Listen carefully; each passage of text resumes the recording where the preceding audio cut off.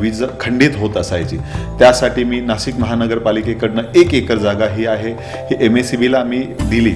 ऊर्जा मंत्री तटकरे साहेब होते, त्यांच्याकडनं मी एक 5.5 कोटी रुपयाचा निधी सँक्शन करून ह्या विभागासाठी स्वतंत्र असं सबस्टेशन उभारलं आहे। 1 महिन्यामध्ये ते चालू होत आहे, त्याच्यामुळं हा विजेचा प्रश्न पूर्णतः सॉल्व्ह होणार आहे। पाण्याच्या अनेक वर्षापासून समस्या होत्या, त्यासाठी मी नागरिकांना वचन दिले होतं की मी पाण्याचं एक जलकुंभ तिथे उभारेल।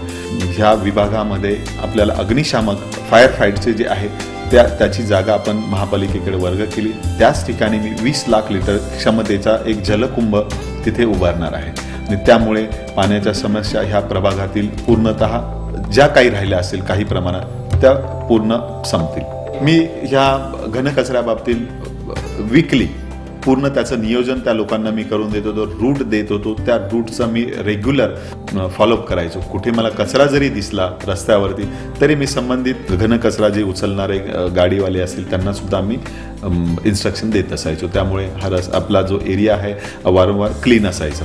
ह्या प्रभागामध्ये अनेक ठिकाणी पावसाचं पाणी साचायचं, त्यासाठी मी स्वतः जागेवरती व्हिजिट करून संबंधित ठेकेदार असतील अधिकारी असतील मी स्वतः त्यांना डिझाईन करून की पाणी त्या रस्त्यावरती न थांबता किंवा कुठल्या बिल्डिंगमध्ये न जाता त्याचं नियोजन करून काही पाईपलाईन्स टाकल्या, त्याच्यामुळे हे